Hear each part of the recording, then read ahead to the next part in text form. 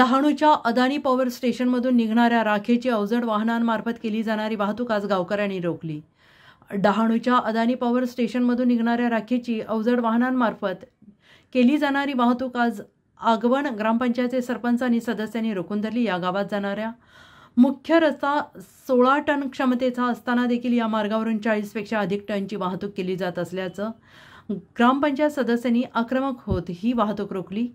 दिवसा या मार्गावरून 100 पेक्षा अधिक अवजड वाहनं जात असून यामुळे रस्त्याची दयनीय अवस्था झालेली आहे। तर नियमात बसणारी वाहतूक करण्यास आमचा विरोध नाही, मात्र धोकादायक पद्धतीने वाहतूक होत असल्यानं गावातील नागरिकांच्या जीवाला धोका असल्याचं यावेळी ग्रामपंचायत सदस्य आणि सरपंचांकडून करण्यात आला।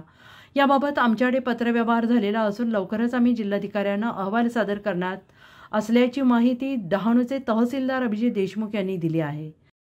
या संदर्भात सकाळीच डहाणूचे पोलीस निरीक्षक यांनी माझ्या फोन करून माझी कल्पना दिली की अशाची घटना चालू आहे म्हणून तिथं। तर त्या अनुषंगाने आगवण सरपंच आणि तिथले सदस्य ग्रामस्थांनी आमच्याकडे अर्ज मागच्या वेळेस दाखल केला होता। त्याच्या अनुषंगाने बैठक आम्ही काल आयोजित केलेली होती, परंतु निवडणूक कामाच्या दुसऱ्या आता इतर बैठकी असल्यामुळे सदस्य बैठक घेता नाही आली।